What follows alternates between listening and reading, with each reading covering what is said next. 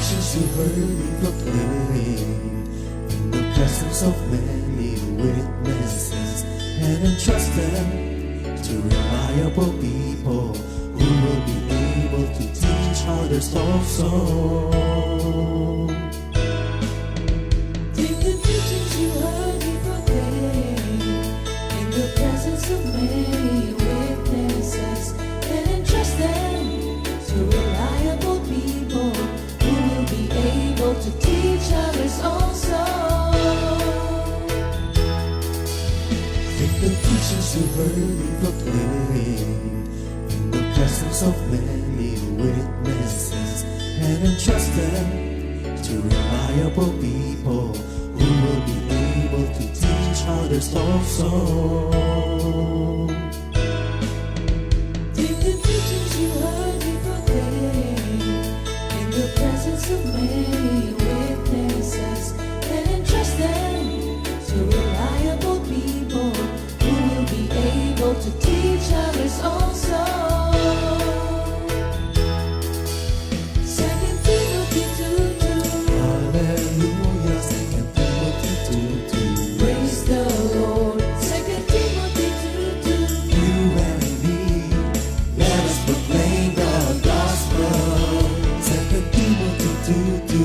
Hallelujah. 2 Timothy 2:2. Praise the Lord. 2 Timothy 2:2.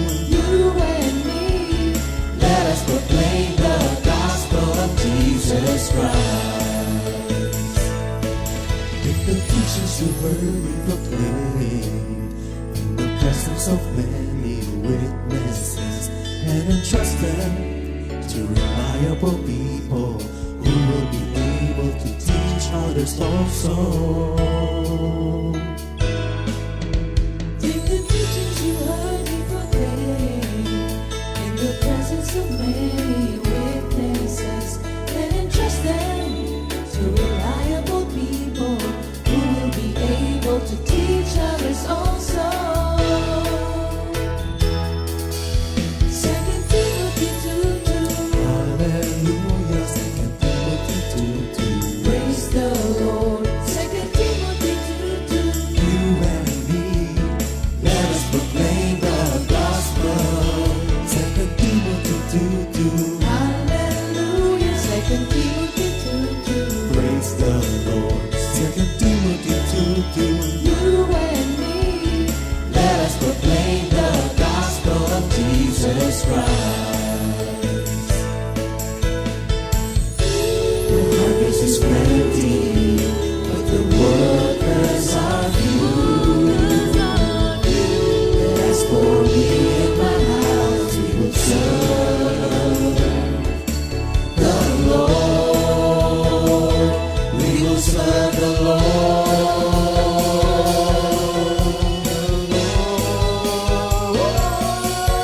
2 Timothy 2:2. Hallelujah. 2 Timothy 2:2. Praise the Lord. 2 Timothy 2:2. You and me, let us proclaim the gospel. 2 Timothy 2:2.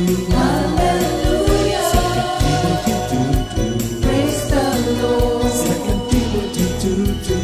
You and me, Let us proclaim the gospel of Jesus Christ. 2 Timothy 2:2. Hallelujah. 2 Timothy 2:2. Praise the Lord. 2 Timothy 2:2. You and me, let us proclaim the gospel. 2 Timothy 2:2. Hallelujah. 2 Timothy 2:2. Praise the Lord. 2 Timothy 2:2. You and me, let us proclaim, live on this day, delighting the Lord for His goodness. Let us proclaim, live on this day, delighting the Lord for His goodness. Let us proclaim, live on this day, delighting the Lord for His goodness. And He's God.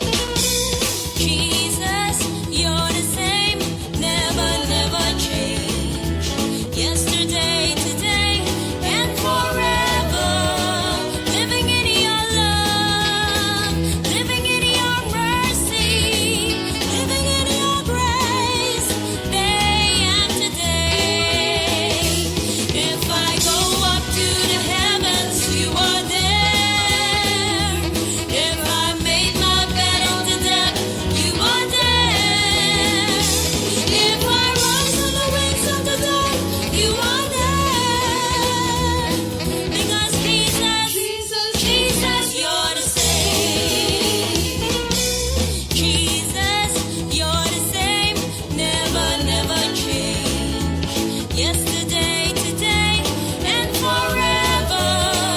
Living in your love, living in your mercy, living in your grace, day after day. If I go up to the heavens, you are there. If I make my bed into death, you are there. If I rise to the winds of the dawn, you are there. Because Jesus, Jesus, you're the same. Because Jesus, you're the same.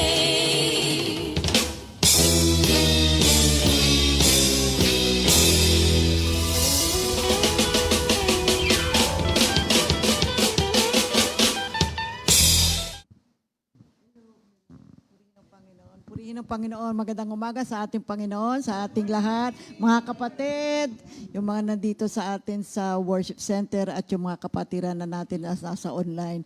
Magandang umaga sa ating lahat. Salamat sa Diyos sa isa na namang umaga na Kanyang ibinigay para po sa ating lahat. Tunay na dakila ang Panginoon. Salamat sa Diyos na umaga-umaga ibinibigay niya. Isang malaking pagpapala po na tayong lahat ay nagigising kada umaga. Purihin ang Panginoon. Pastor Roy. Basahin muna natin yung memory verse of the week, no? Psalm 48 verse 14. For this is God, our God forever and ever.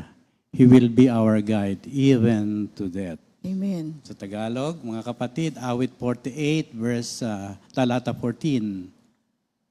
Na ang Diyos ay Diyos natin kailanman.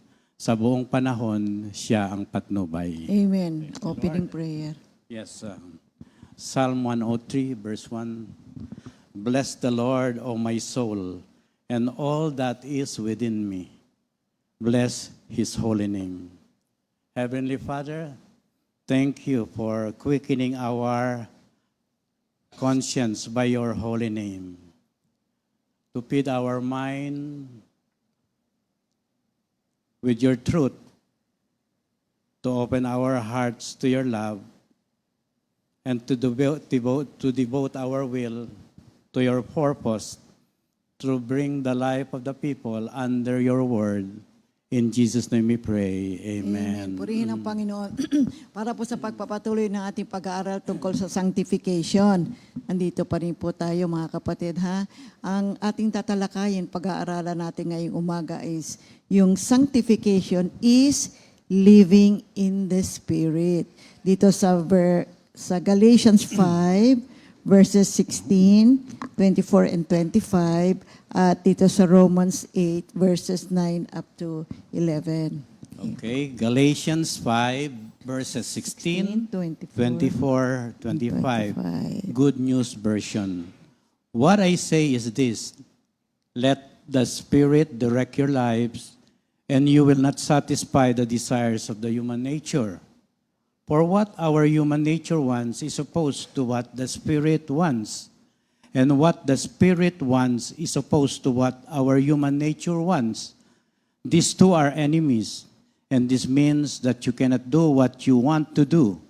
And those who belong to Christ Jesus have put to death their human nature with all its passions and desires. The Spirit has given us life. He must also control our lives. Amen. The Tagalog version, ito, Galatians 5, 16, 24, and 25. Sa Tagalog, mga kapatid, sinasabi ko sa inyo, mamuhay kayo ayon sa Espiritu at hindi ninyo pagbibigyan ang pagnanasa ng laman. Sapagkat ang mga pagnanasa ng laman ay laban sa kagustuhan ng Espiritu. At ang kagustuhan ng Espiritu ay laban sa mga pagnanasa ng laman. Magkalaban ng dalawang ito, kaya napipigilan kayo sa paggawa ng nais ninyong gawin. At ipinako na sa krus ng mga nakipag-isa kay Kristo Jesus ang kanilang laman at ang masasamang hilig nito.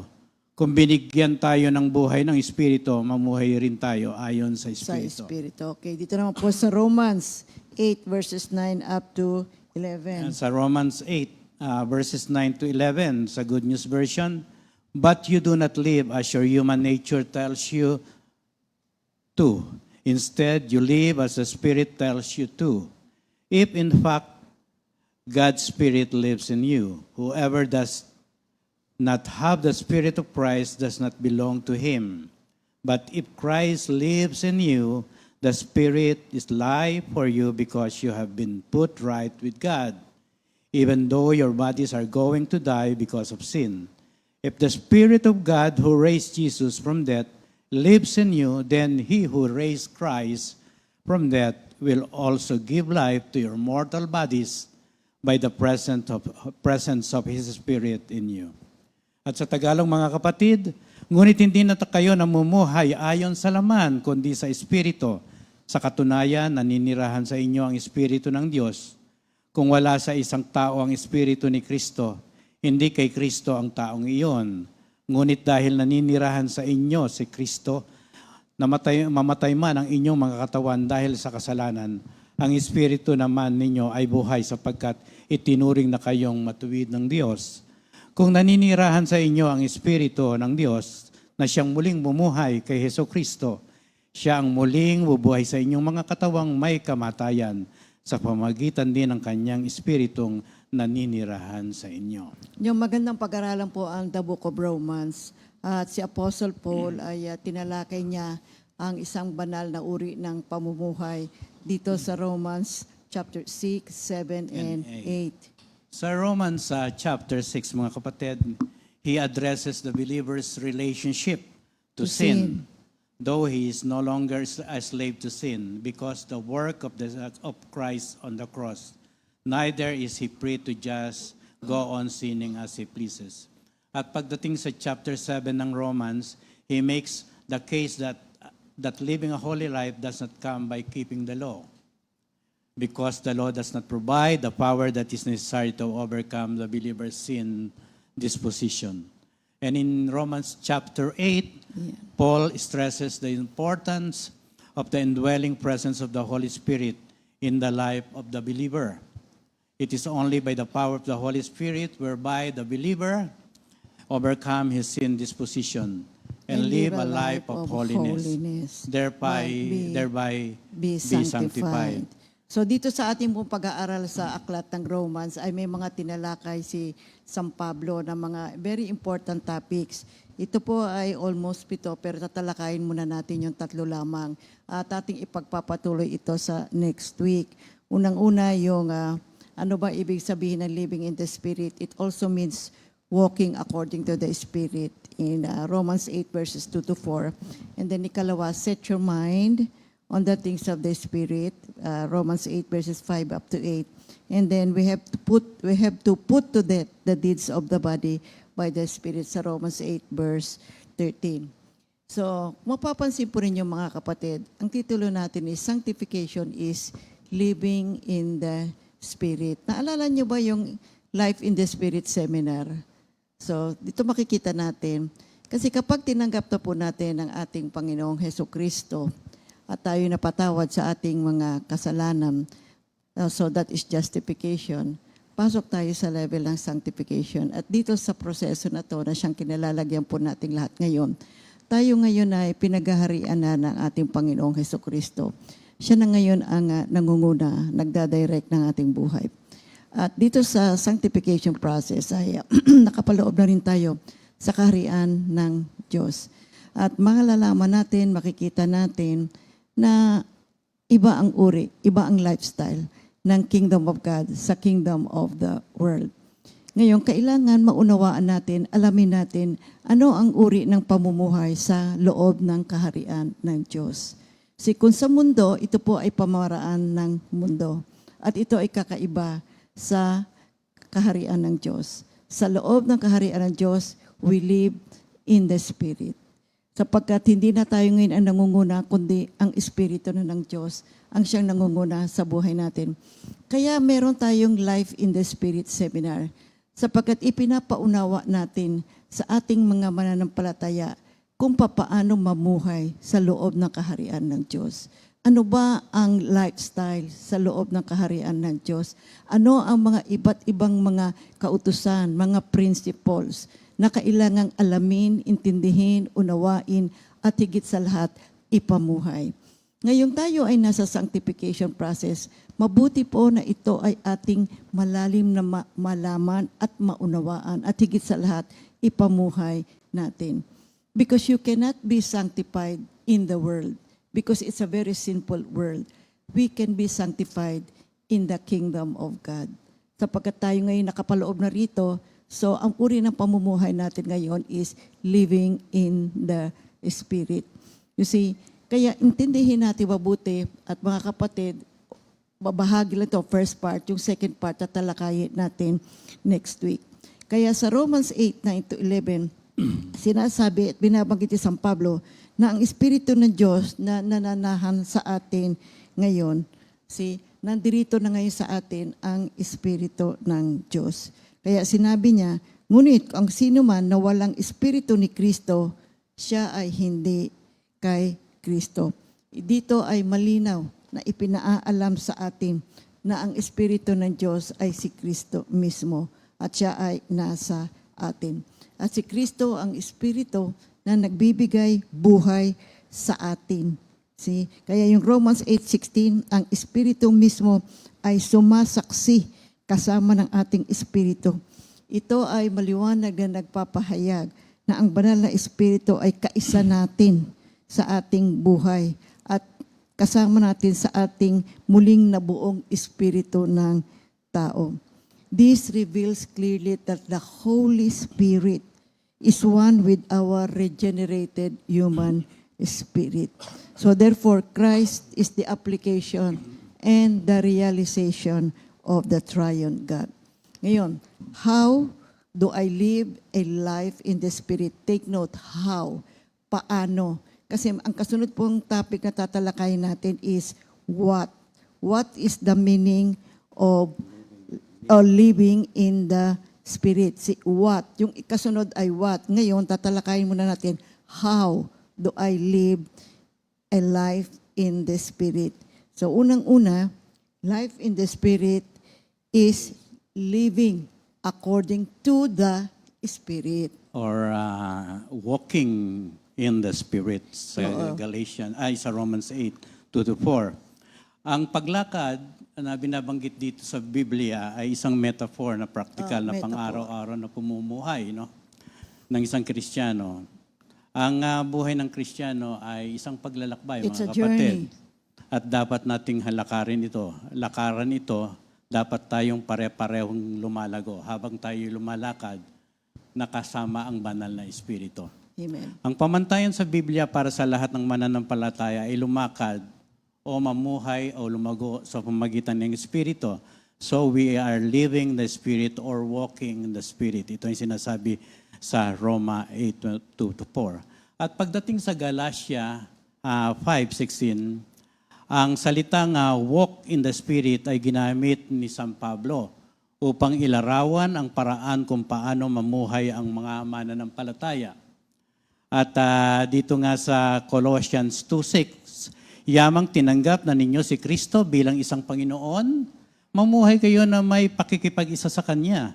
Magpakatatag kayo at isaling ninyo sa Kanya ang inyong buhay. Magpakatibay kayo sa pananampalatayang itinuro sa inyo at lagi kayong magpasalamat sa Diyos. So nandoon yung pagpapasalamat sapagkat ang pagtulong ng Banal na Espiritu ay isang napakagandang pamamaraan ng Diyos na sundin lang natin, mamuhay tayo, pag-aaralan ng Kanyang banal na salita at naniniwala tayong lahat na ang tulong ng Banal na Espiritu ay makatutulong sa pagtahak natin ng isang pagpapabanal na katauhan. So binigyan tayo ng Banal na Espiritu ng bagong buhay. Ayun ang makikita natin sa 1:3-6 at 1:6-63 na dapat tayong sumunod sa Kanyang banal na control and of course, influence sa ating buhay. Dapat din natin dapat tayong pangunahan ng Banal na Espiritu ang ating lahat na iniisip, kilos at desisyon. At sapagkat tayo kontrolado ng Banal na Espiritu, kung ano man ang lalabas sa ating kaisipan, magmamanifest yan sa tulong ng Banal na Espiritu na siyang magbubunga ng kabanalan sa ating buhay. Sa John 3:6, basahin ko, ang taong ipinanganak sa laman ay laman at ang ipinanganak sa espiritu ay espiritu. Kaya nga sinabi nga ni San Pablo sa Roma 8:2-4, walking in the Spirit. The law of the Spirit of life has set you free in Christ Jesus from the law of sin and death. Through God's sacrifice of His Son on the cross as an offering for sin, in order that the requirement of the law might be fulfilled in us who walk according to the Spirit. Sa Tagalog, mga kapatid, sa pamagitan ng kautusan ng Espiritong nagbibigay buhay dahil sa pakikiisa natin kay Kristo Jesus, pinalaya na ako mula sa kautusan ng kasalanan at kamatayan. Ginawa ng Diyos ang hindi kayang gawin ng kautusan dahil sa kahinaan ng tao. Isinugo niya ang kanyang sariling anak sa anyo ng taong makasalanan upang pawiin ang kasalanan. Sa gayon, hinatulan na niya ang kasalanang umaalipin sa tao.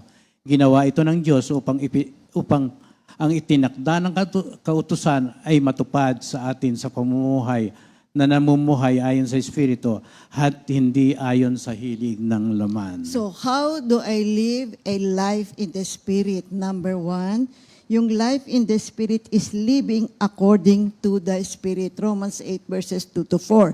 Now, under that, may tanong, what does it mean to live in the Spirit? If you want me to live a life in the Spirit, according to the Spirit, ano ba ibig sabihin ng living in the Spirit? So, aalamin natin ito according to the book of Galatians. Ano ba ang mga isinulat ni San Pablo sa mga taga-Galatia? So, ito unang-una, yung flesh at saka yung spirit, opposed yan. Magka-oppose sila to one another sa Galatians 5:17. And so, we cannot live in accordance to both at the same time. Hindi po pwede. Magkasalungat yon. We must choose only one. If we choose to live according to the flesh, mayroong mga consequences yan sa mga kasalanang nagawa. At yan ay death.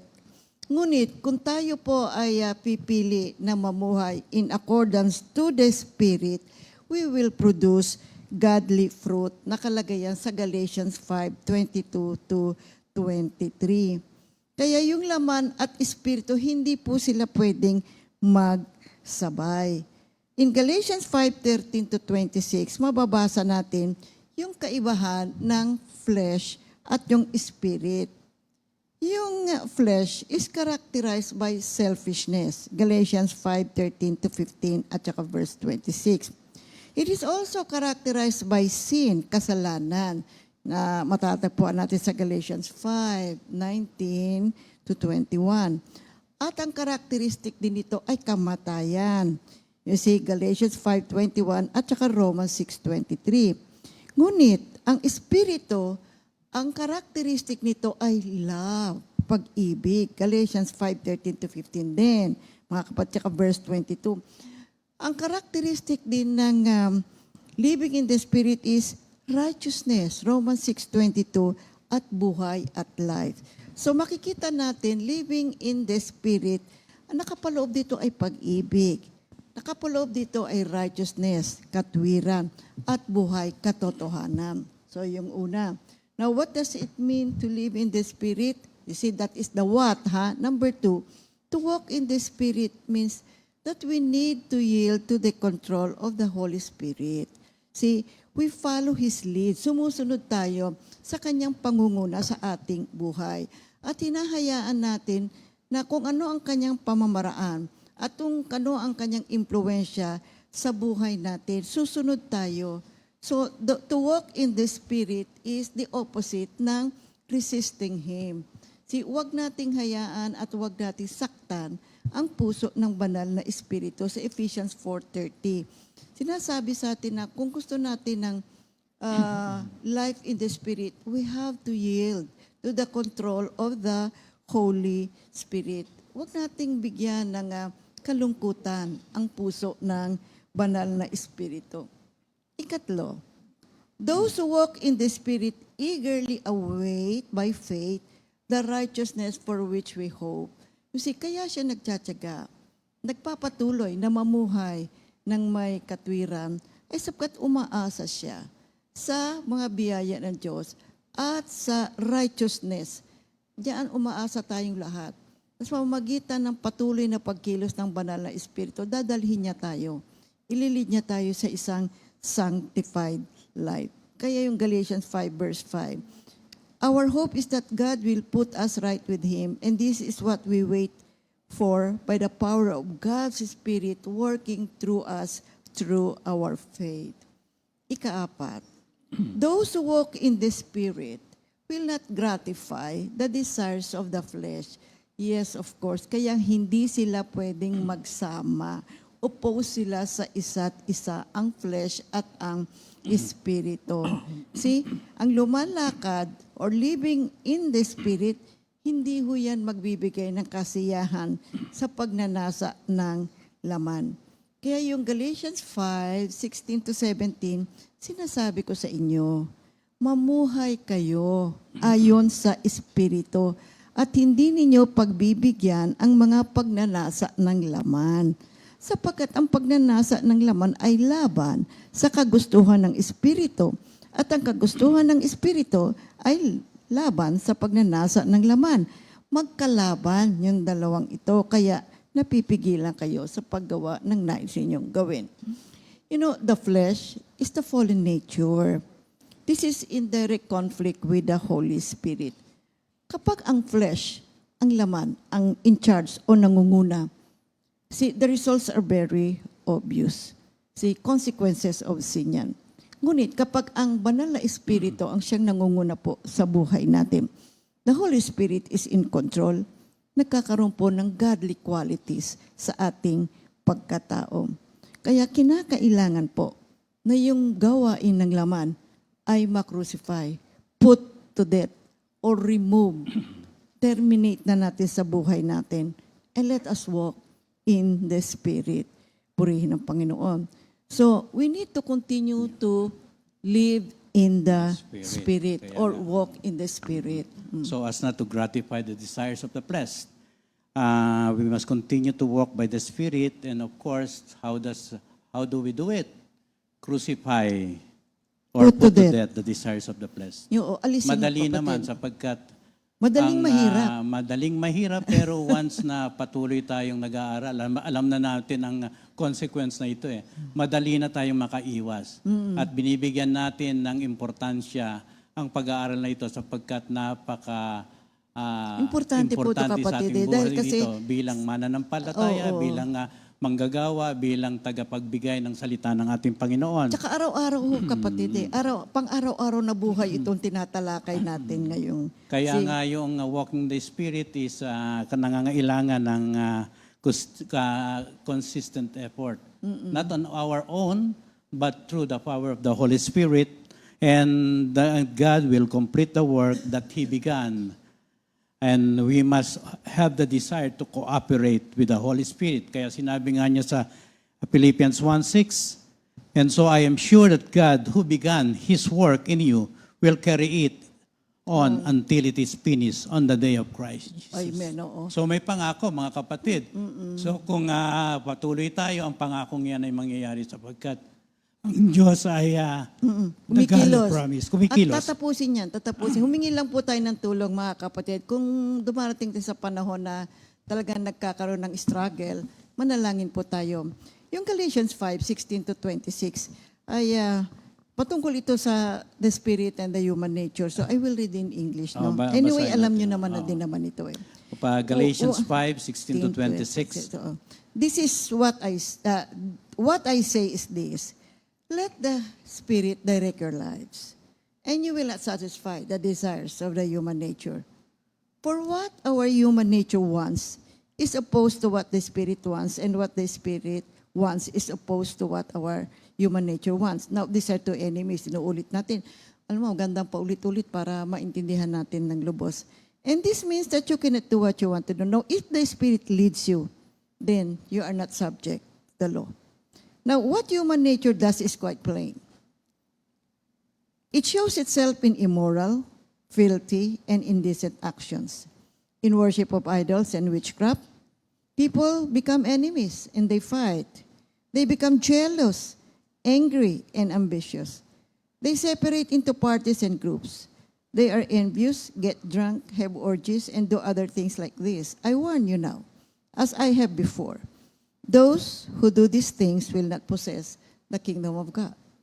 But the Spirit produces love, joy, peace, patience, kindness, goodness, and faithfulness, humility, and self-control.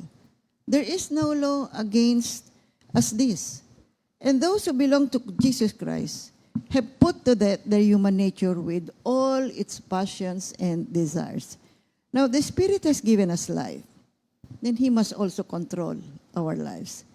We must not be proud or irritate one another or be jealous of one another. So yung ikalima, those who are living in the Spirit are united with God and bearers of the fruit the Holy Spirit produces. Okay.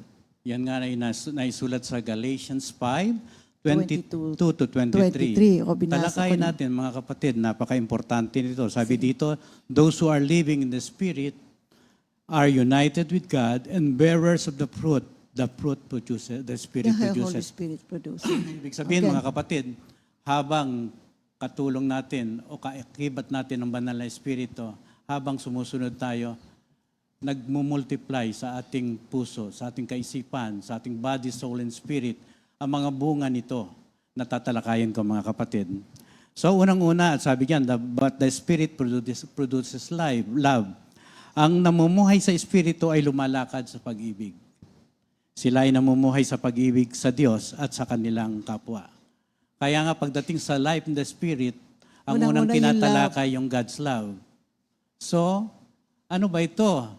Kung ating lang pag-ibig, wala ito. Pero pag ang bunga ng pag-ibig ay galing sa Espiritu, magmumultiply ito. At hindi mo yan maitatago. At i-share mo yan sa kapwa mo, mamahalin mo siya. Ano man ang nakikita mong kamalian niya, sapagkat ang banal na Espiritu ay kikilos sa iyo upang ito'y bigay mo sa Kanya. Kaya ang pamumuhay sa Espiritu ay lumalakad sa pag-ibig. Pangalawa, ang namumuhay sa Espiritu ay lumalakad na may kagalakan. But the Spirit produces joy. Nagpapakita ito ng kagalakan sa ginagawa, gagawin, at gagawin pa ng Diyos sa Kanya. Hindi nyo ba napapansin, mga kapatid, gaano kahirap man ang ating ginagawa, ang kagalakan ay hindi nawawala sa atin. Kagalakan na nagmumula sa Diyos, sapagkat ang kagalakan na ito hindi natin makakamit sa sarili nating pamamaraan lamang. Of course, may kagalakan ka kung marami kang pera, pero panandalian lamang yan. Pero ang banal na Espiritu, ang kagalakan yan ay hindi lamang sa iyong physical na buhay, mandi ay sa iyong Espiritu na magbubunga ng kagalakan sa body, soul, and spirit. Pangatlo, yung mga namumuhay sa Espiritu ay lumalakad sa kapayapaan. Ang kanilang buhay hindi kapayapaan. Ang kanilang buhay hindi binibigyan kahulugan ng pag-aalala o pagkabalisa. Medyo mahirap ito, no? Philippians 4:6. Hindi ka ba nababalisa, mga kapatid? Panandalian lamang. Once the Spirit prompts you to be joyful, to exude love, ang pamamaraan ng Diyos ay magbibigay yan ng kapayapaan sa iyo. Sapagkat ang kapayapaan na galing sa Diyos ay walang katumbas.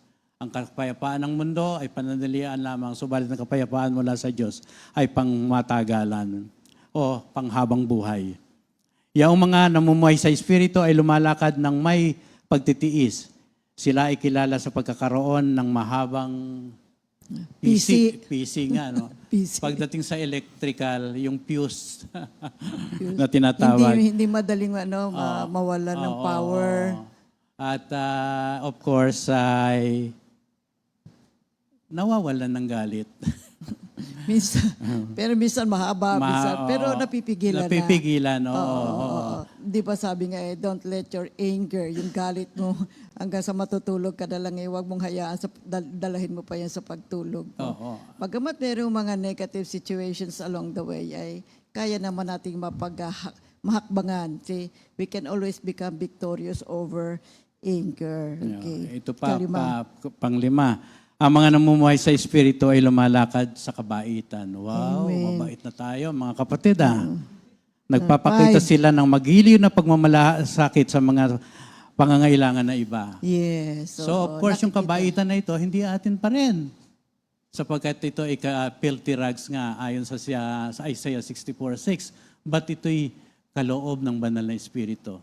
Kabaitan na magmumula sa banal na Espiritu na makapagbibigay ng kasiyahan sa ating kapwa at magiliw natin maibibigay ng may pagmamalasakit sa ating kapwa. Kaanim. Kaanim, ang mga namumuhay sa Espiritu ay lumalakad sa kabutihan.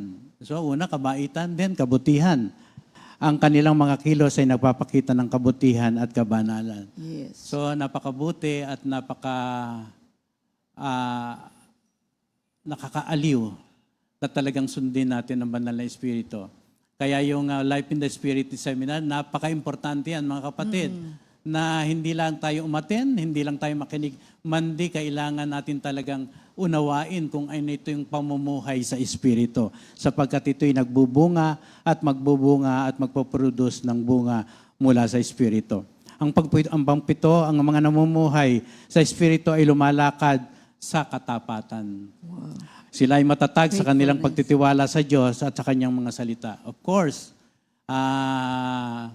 ang katapatan natin sa salita ng Diyos ay magbumunga at may pangako mula sa Diyos na inahangad natin at ang katapatan niyan ay magbumunga ng buhay na walang hanggan. Ang pangwalo, ang namumuhay sa Espiritu ay lumalakad sa kahinahunan. Yan, naku. Gentleness. Ang kanilang buhay ay nailalarawan sa pamamagitan ng pagpapakumbaba, biyaya at pasasalamat sa Diyos. Kaya nga itong bawat takbo natin, lalo na pag nagmamaneho ka, pag may sumisingit, may kumakat sa iyo. Naku, thank you Lord. Thank you Banal na Espiritu sa kahinahunan. Salamat Panginoon sapagkat ang buhay ko'y hawak mo at hindi sa nakikita ko nga perwisyo na nagdudulot sa akin ng hindi maayos na pamumuhay. At ang pangsyam, ang mga namumuhay sa Espiritu ay lumalakad sa pagpipigil sa sarili. Self-control. So, ibig sabihin, nagpapakita sila ng tinatawag moderation at pagpapilit na magampanan o kakayahang tumanggi sa manggagawa ng laman.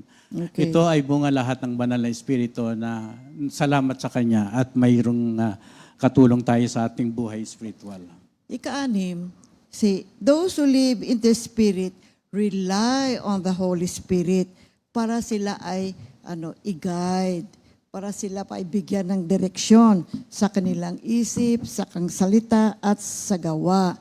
At sila ay bukas. They are open at receptive sa guidance ng banal na Espiritu.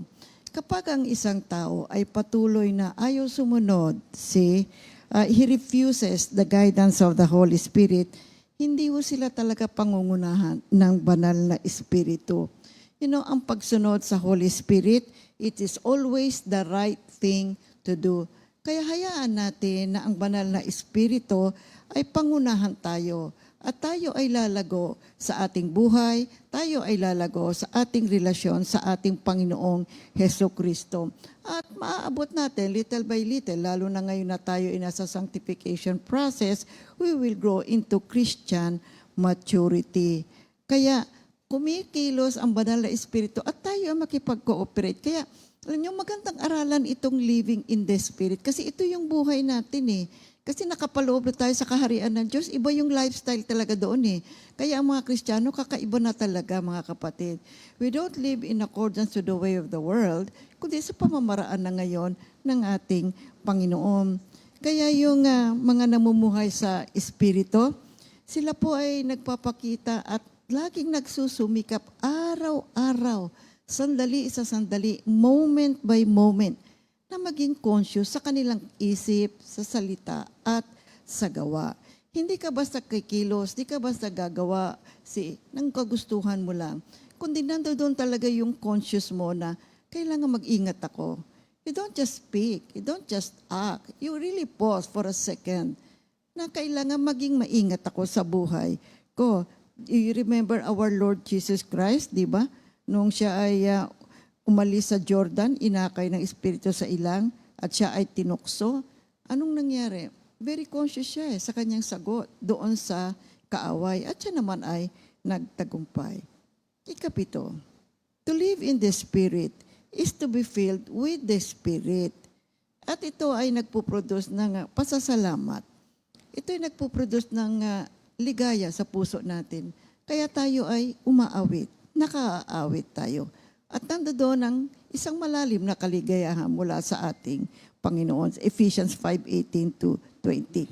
Kaya those who live in the Spirit follow the Spirit's lead.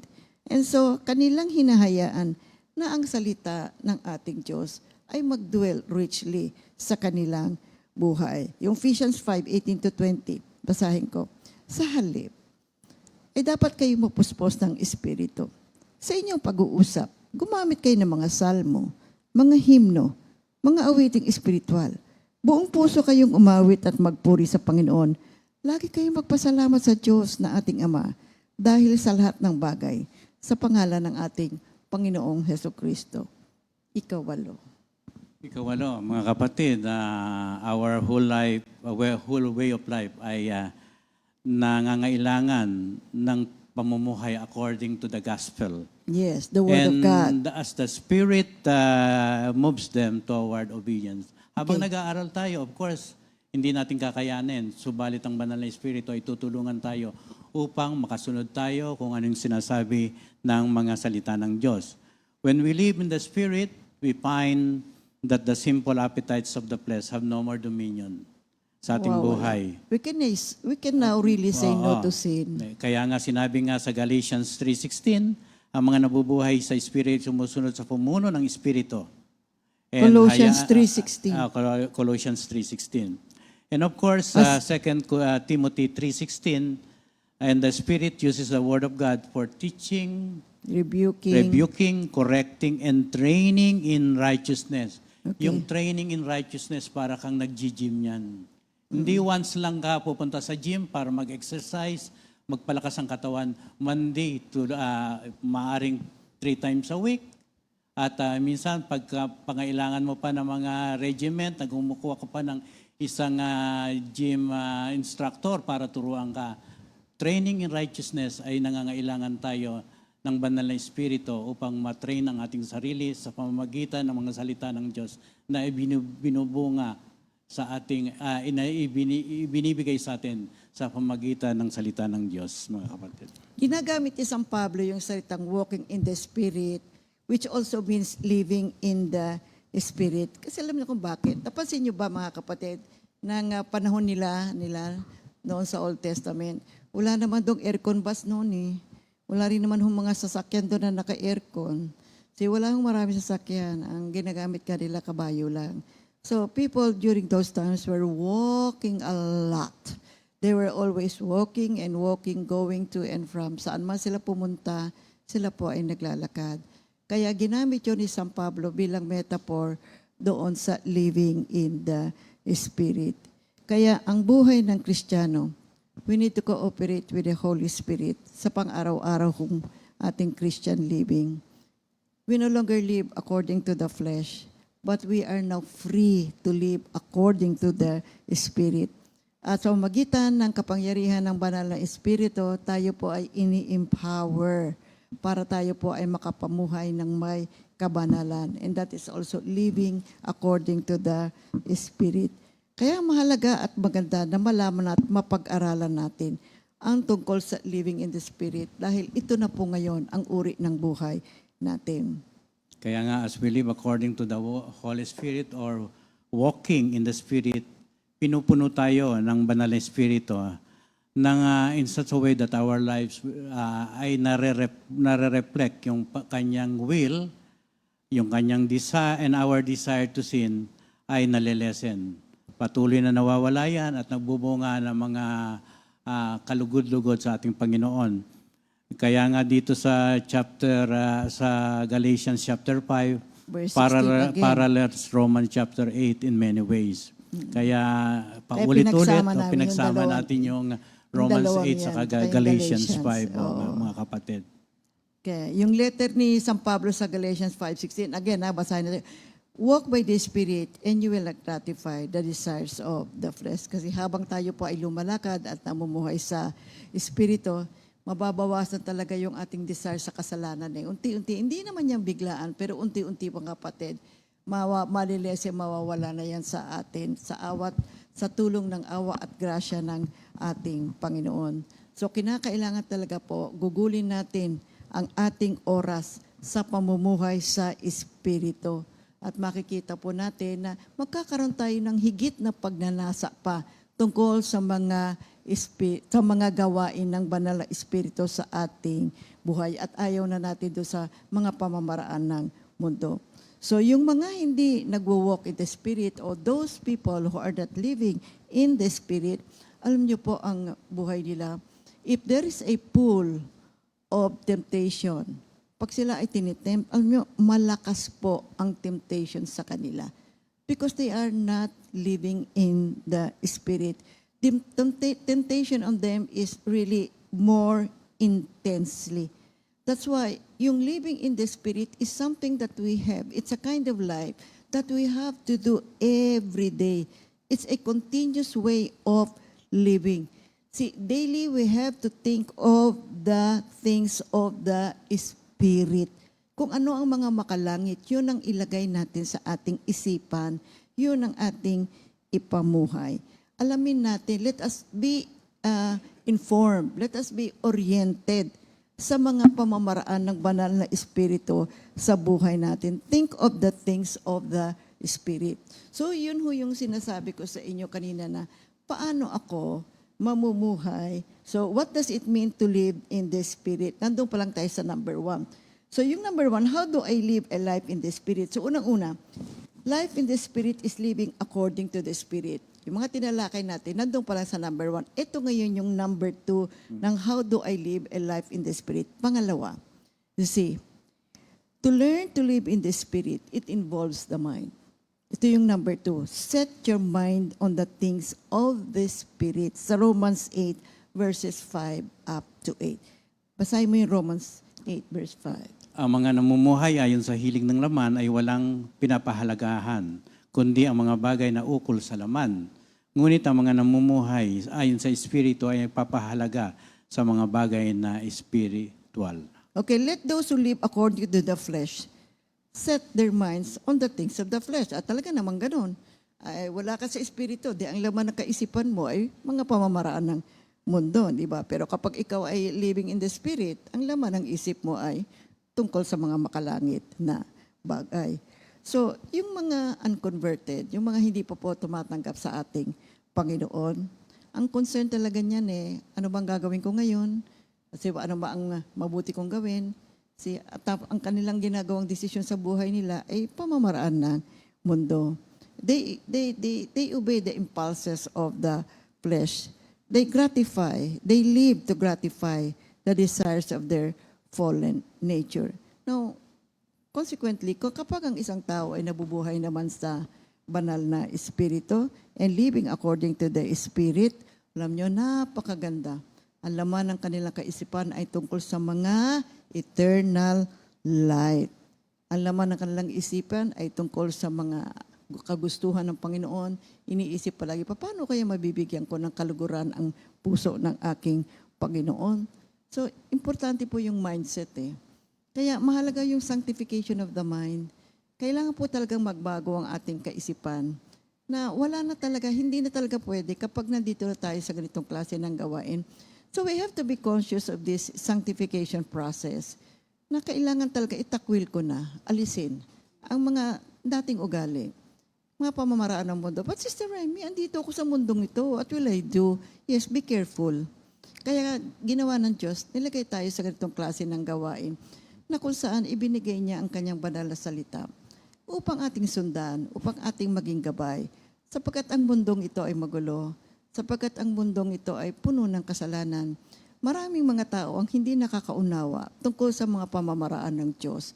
Salamat sa Diyos, nalalaman natin. Pagkat pinag-aaral tayo ng Diyos, nire-reveal niya sa ating lahat. Kaya wag pahalagahan natin ang mga kapahayagan na ibinibigay sa atin ng ating Panginoon at magpatuloy tayo sa buhay ayon sa pamamaraan ng banal na Espiritu. Pahalagahan natin, mga kapatid. So dapat ang mindset natin palagi is godly, kapatid. Godly. Yun ang dapat na maging laman ng isip natin. Huwag tayong tumutok sa pamamaraan ng mundo bagos ay sa pamamaraan ng Diyos. Kasi kapag ang isip mo ay sa pamamaraan ng mundo, naku mga kapatid, magagalit ang Diyos. Ayaw ni Lord yung mga ganyan. Makakaranas po tayo ng consequence ng ating mga kasalanan. You see, Romans 8, verses 6 to 8. 8, 6 to 8, ang pagsunod sa hiling ng laman ay naghahatid sa kamatayan. Ngunit ang pagsunod sa Espiritu ay nagdudulot ng buhay at kapayapaan. Kaya nga, kapag itinutuon ng tao ang kanyang pag-iisip sa mga hiling ng laman, siya ay nagiging kaaway ng Diyos.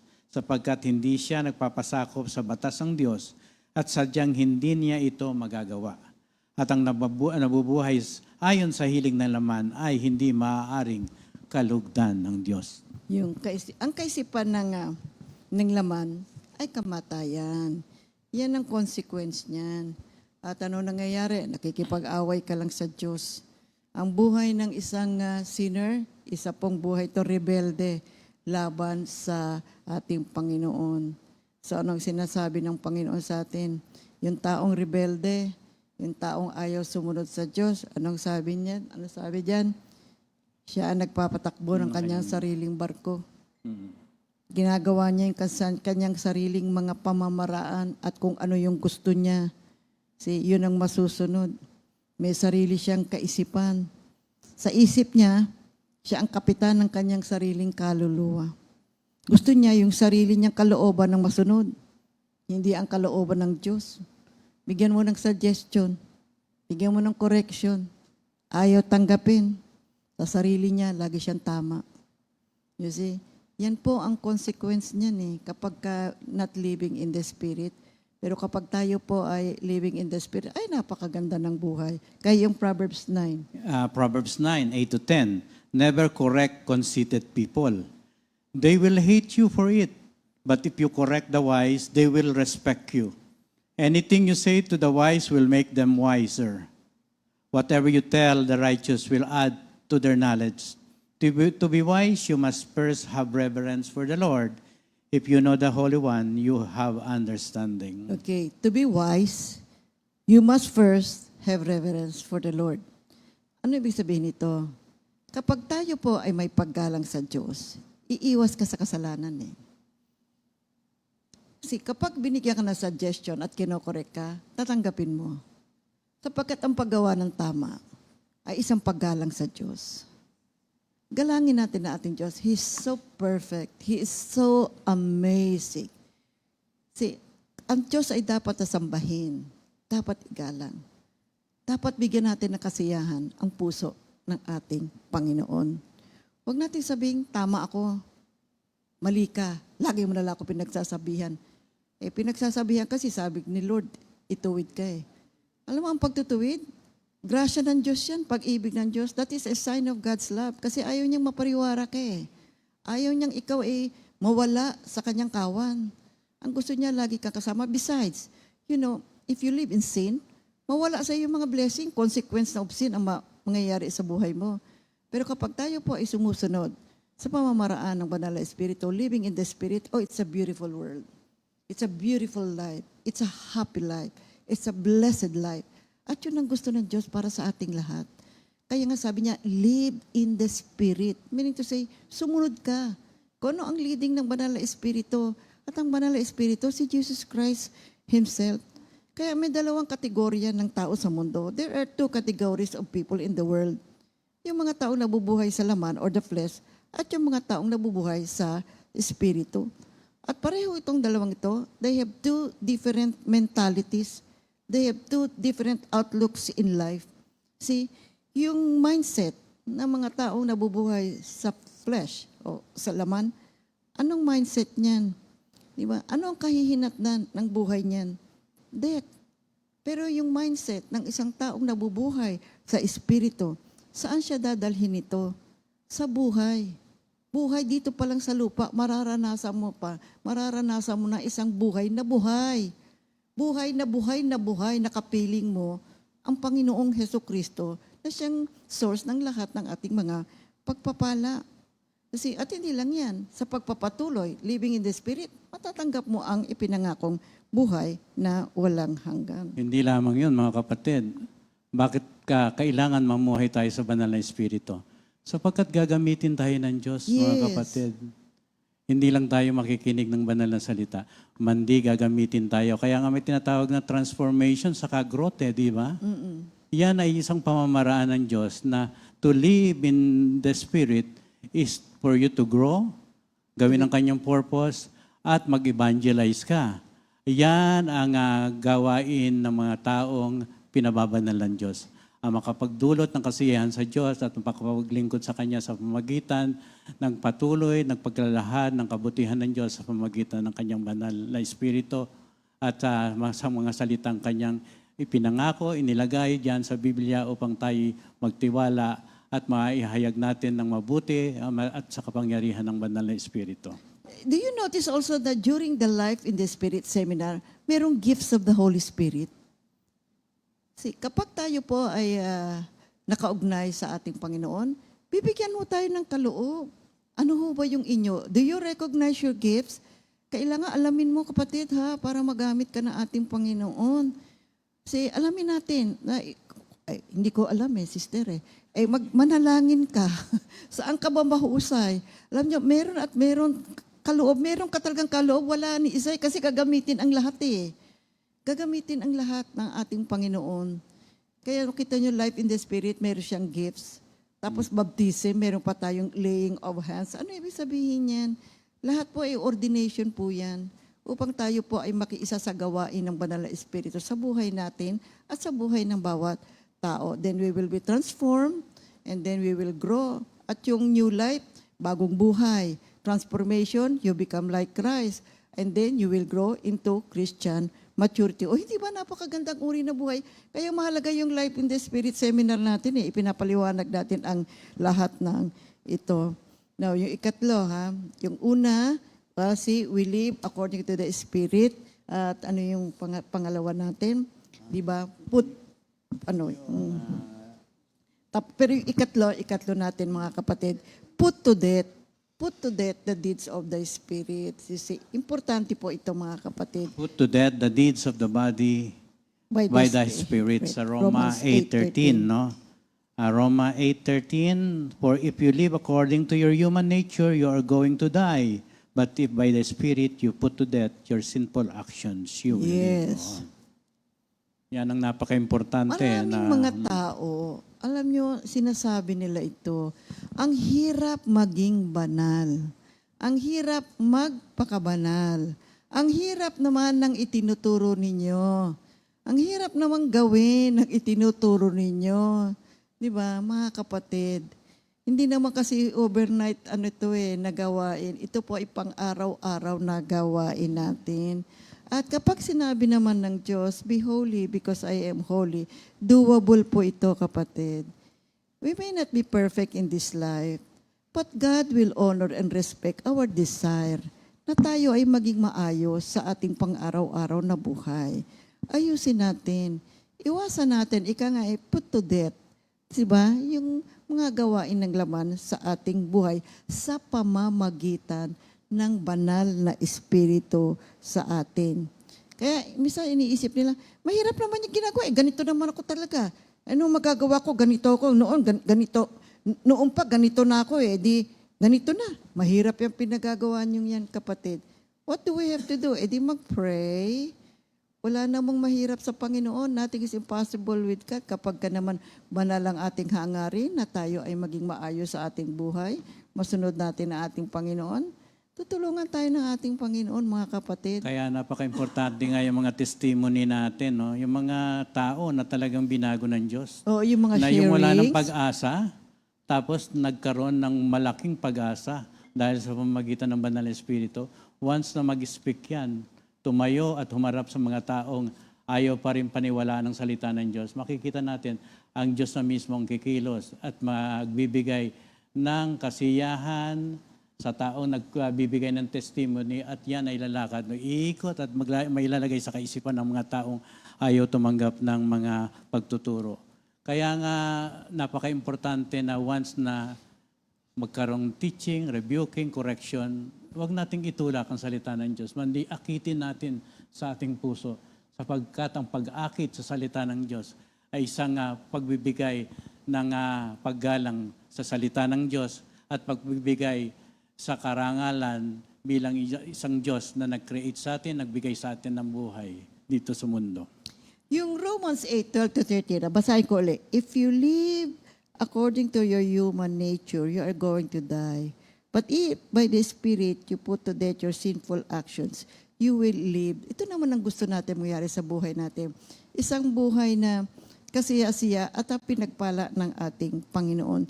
Tandaan natin mga kapatid, we are not obligated to live according to the flesh. No, no. Kasi andito ako sa mundong ito dapat, lifestyle ng mundo ang dapat ipamuhay ko. Hindi po. Kaya nga napakaganda na pag-aaral ang salita ng Diyos Talagang naliliwanagan tayo. At hindi lang yon, we are empowered by the Holy Spirit to do what is right. So it should be noted na kailangan yung ating mga kaisipan, it should always be directed towards the things of God. And the more ng ating kaisipan ay makalangit, ayon sa mga pamamaraan ng Diyos, ayon sa kanyang mga prinsipyo, tayo rin naman po mga kapatid ang makikinabang. At ang pull ng temptation, ang pull ng flesh sa atin ay mababawasan. You know what? We really have to discipline our mind. We have to think of godly thoughts. So alisin na natin yung mga gawa ng katawan. Let us say no to sin sa pamamagitan ng kapangyarihan ng banal na Espiritu Santo. Sapagkat kung hindi ho natin gagawin ito mga kapatid, tayo rin po ang magdadala ng consequences ng mga kamaliang ito. Kaya take note the teachings of Paul dito sa mga iba't ibang mga passages. Ito ang sinasabi niya tungkol sa living in the Spirit. Sabi niya dito sa 2 Timothy 2:14, sabi niya, do your 2:15, best. 2 Timothy 2:15, do your best to present yourself approved to God. Ikalawa, dito sa Philippians 1:27, may I hear that you are standing firm and striving for the faith of the gospel. Now, these are all living in the Spirit. Number 3, flee, lumayo. Youthful passions and pursue righteousness sa 2 Timothy 2 verse 22. Ikaapat, put on the whole armor of God that you may be able to stand against the devil. Ephesians 6 verses 11-14. At dito sa Colossians 1 verse 29, for this I labor, sabi niya, striving by God's power which mighty works within me. Ito ay isa ring malawak na pag-aaral regarding sa living in the Spirit. Kaya ang Biblia nagtuturo sa atin ng importansya po ng obedience. Living in the Spirit involves obedience. Inaalam natin, inuunawa natin ang panuntunan ng ating Panginoon. So it's not just knowing. We have to live by it. Sundin natin ang pamamaraan ng Panginoon. We are encouraged not to be passive. Maraming mga tao passive ganyan lang, ma-attend naman ako lagi. And there are also many people who are complacent. Kontento na sa kinalalagyan niya. Save naman ako, nandito na ako Sumusuporta naman ako Pagkatapos ano mangyari, sinusunod na rin niya yung kanyang gusto ng kanyang laman. Nangangatwiran pa. Okay lang yan, nandito naman ako pambuang pamilya nga namin. Ma-attend na nga kaming lahat. Do not be passive and do not be complacent. Hindi natin mo nalalaman kasi yung ating kaaway, laging nandiyan dyan. Diba? Like a roaring lion, laging umaalagid, naghahanap ng kanyang sisilain. Gusto mo ba, ikaw yan? At sabi ng Biblia, if you are lukewarm, I will spit you out. So dapat nandoon talaga yung mainit. Mainit na pagnanasa natin. May ayos natin yung ating buhay, lalong-lalo na ngayon na tayo ay nasa sanctification process. So, sabi yung scripture nga, sabi ng Biblia sa atin, Ephesians 4:27. Ano sabi? Do not give the devil a chance. Huwag ninyong bigyan ng pagkakataon ang diablo. Oo nga naman. Ba't pa binibigyan? Sabi ko nga kung minsan, natanong ko nga pagpunta ako sa prayer meeting, sabi ko, do you believe in God? Amen, amen. Sabi ng mga tao, okay, you believe in God. Now, do you believe that God is an enemy? As an enemy. Has an enemy? Mm. Amen. Amen. Amen. Humina yung amen. Again. Do you believe in God? Amen. Do you believe that God is good? Amen. Do you believe that God is an enemy? Amen. Bakit? Amen. So, mayroong iba hindi naniniwala. Sabi ko, halika mag-seminar nga tayo. Kaput up tayo seminar dito sa lugar na to. Sabi ko ganyan. Kapatid, if you believe that God is an enemy, and that is good, ba't mo sinusunod ang kaaway? Right? Why do you live a life na ang sinusundan mo ay ang pamamaraan ng kaaway? If you believe in God, believe in Him, believe in His Word, sundin mo siya. He is a perfect God. Wala yang ninais kundi ang kabutihan nating lahat, kapatid. Huwag mo sundan ng kaaway. Hindi lang siya kaaway ng Diyos, kaaway natin lahat yan, mga kapatid. Tayong mga na kay Kristo, galit na galit sa atin yan. Kaya gagawa ng paraan niyan para ilayo tayo sa ating Panginoon. Lumayo tayo sa kaaway, iwasan natin yan. Continue to live in the Spirit. You see? At alam nyo, yung mga taong umiiwas na sa kasalanan, yan po ang characteristics ng mga anak ng Diyos. Sapagkat alam natin ang Ama natin sa langit ay banal. Tayo rin ngay umiiwas sa mga makamundong mga pamamaraan. Sabi nga ng isang Scottish theologian, David Brown, sabi niya, you know, if you don't kill sin, it will kill you. Pag hindi mo inalis yung kasalanan na yan, yan ang papatay sa iyo. Kaya sabi nga ni Jesus Christ, di ba? If your right eye makes you stumble, tear it out, throw it away from you. For it is better for you that one of your parts of your body perish than for your whole body to be thrown into hell. Matthew 5:29. See? Kaya there is no action too drastic in dealing with sin. Huwag tayong maging malamya sa kasalanan. We have to be strong against sin. Kasi mahirap po ang buhay na isang buhay na dala-dala natin yung mga kasalanan sa pang-araw-araw nating buhay. Sabi ni Apostle Paul, I press on in order that I may lay the hold of that which also I was laid hold of by Christ Jesus. I press towards the goal for the prize of the upward call of God in Christ Jesus in Philippians 3:12-14. So dito makita natin, sabi ni San Pablo, nagsusumikap ako. Totoo po, kapatid. Bagamat ang buhay natin ay isang pinagpalang buhay, nandiyan na lahat ang biyaya ng Diyos. But we have to continuously cooperate with God. May effort din po, mga kapatid. Kailangan magkaroon pa rin tayo ng pagsusumikap. Okay. Now, because of the influence ng kahinaan ng mga tao, oo, totoo yan, kapatid. Meron tayong mga weak areas sa buhay natin. At merong limitasyon, yung ating mga pag-iisip. At kadalasan, alam nyo naman, ito nga minsan din natin napapansin yung ginagawa pala natin kasalanan. Ito nga yung nagiging passive okay lang yan. Pwede na rin yan. Alam mo yung saltang pwede na rin yan, naaalala ko palagi yung lesson natin doon sa, sa leadership training, the Ministry of Excellence. Sa Ministry of Excellence, hindi pwede na rin yan. Excellence nga di kailangan yung pinakamaganda, pinakamahusay. Yun ang gagawin natin para sa ating Panginoon. Whatever you do, do it all for the glory of God. Pansinin natin mabuti, alamin natin mabuti ang pamamaraan ng kaaway. Napakasatel kasi Kasi kapag hindi natin pinansin yan, tayo po ang mahihirapan din. Kaya sabi nga, if you don't kill sin, it will kill you. Alam niyo, marami yung pamamaraang pagkukunwari ang ginagawa ng kaaway para tayo silain. Kaya lang, kuminsan din natin pinapansin, tingin lang natin, okay lang yan. Mabait naman ng Diyos sabi ng Biblia, kapag ka ikaw daw Kristiyano na, di ba? Mabait ang Panginoon. Magpapatawad naman yan Kaya okay lang yan. May mga ganong tao.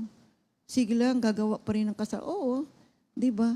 Andiyan mapagpatawad ang Diyos. Pero hindi naman ganon ang klase ng buhay ang nais ng Diyos para sa atin. Kundi magpatuloy tayo sa isang pang-araw-araw na buhay ng may kabanalan. Sanctification process nga Huwag nating minamaliit yung kasalanan.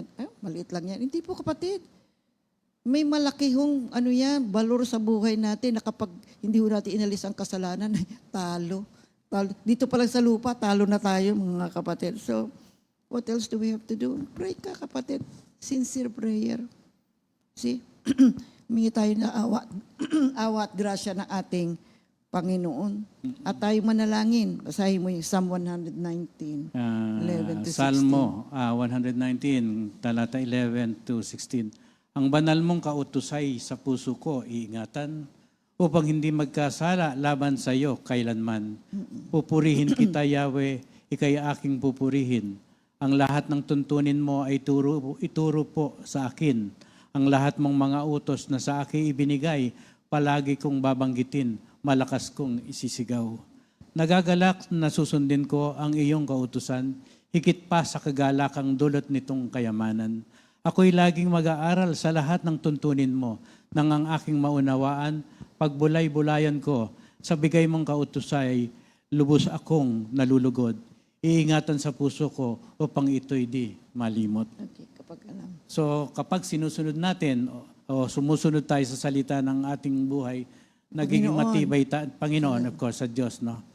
Nagiging matibay, tumatatag ang ating panlaban sa kasalanan. Yung ating defenses become strong. Kaya nga sinabi nga sa Haggai 1, 5 and 7, consider your ways. Pag-isipan mo ang iyong mga lakad, isipin mo ang uri ng iyong pamumuhay. Sapagkat kung nakatuon tayo at may mabanal na espiritu, nakatuwang tayo, magiging matatag tayo sa anumang paglakad natin sa spiritual na buhay natin, mga kapatid. Amen. So mga kapatid, yung ating tanong, how do I live a life in the Spirit? Number 1, life in the Spirit is living according to the Spirit. Pangalawa, set your mind on the things of the Spirit. Ikatlo, put to death the deeds of the body by the Spirit. Nasa Romans 8. Ipagpapatuloy po natin kapatid kasi 7 ito, 3 lang po yung ating tinalakay ngayon. Salamat sa Panginoon sa kanyang pagbibigay sa atin ng malayang oras upang mapag-aralan ito. Ngunit bago po tayo magtapos ay ating pong babatiin ang lahat ng mga may birthday. June 28, 2024, Sister Nor Kalingasan. Oh, Brother Patrick Besite, Brother RJ Denaco, Brother Jasper Lasay, Brother Bong Insyong, and happy anniversary, Makaturing Prayer Group, kay Brother Carlo and Sister Mishi Medina. Sa inyong lahat, sumainyo ang pagpapala ng ating Panginoon. Have a nice day, have a great day, have a wonderful day because this is a special day for all of you.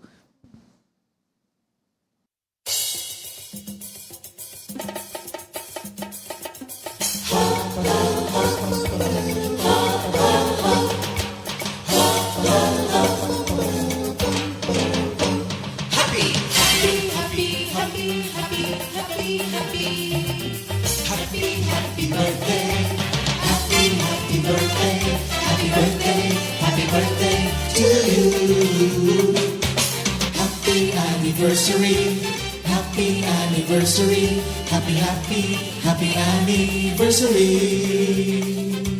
Happy anniversary. May the good Lord bless you, may the Lord's light shine upon you. Happy anniversary to you. Happy, happy birthday to you.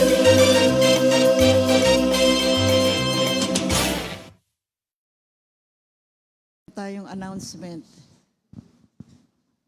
CSM, LSS, at Parañaque Worship Center, August 24. It's Saturday, 8 o'clock a.m.